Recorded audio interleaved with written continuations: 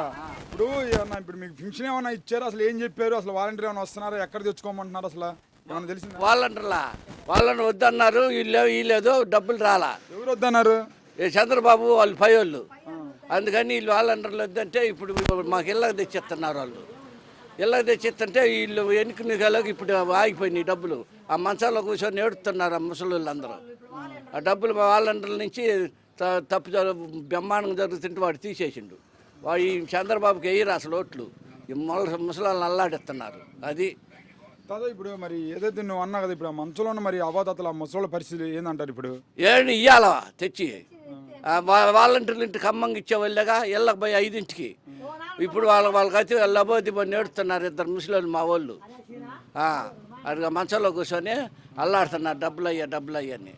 వాళ్ళు ఉంటే ఇడ్లీ బొడ్లు కొనుక్కునే వాళ్ళు ఉన్నారుగా. అట్లా ఆ రకంగా మంచంలో కూర్చొని నేడుతున్నారు వాళ్ళు. వాలంటీర్ లేదు నేను ఉంచుతాను అని చెప్పి అన్నాడు చంద్రబాబు నాయుడు. ఎవరు అవన్నీ ఉత్తమాటలే. ఇవన్నీ ఇప్పుడే తీసేస్తే అప్పుడు అసలు అది ఉంచడు. అప్పుడు అసలే ఉంచడు. ఇవన్నీ నమ్మి ఎట్ట మోసం చేసి ఎన్ని మట్టు మోసం చేసిండు. 14 సంవత్సరాలు మోసం చేసిండు. ఇంక ఇప్పుడు కూడా మోసం చేయాలంటే నమ్మరు.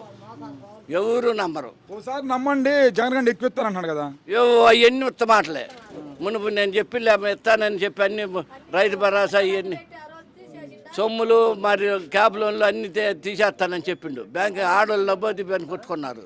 ఆ ఆడోళ్ళు ఇప్పుడు సొమ్ములు తెచ్చుకొని డబుల్ వడ్డీ ఏడుస్తున్నారు.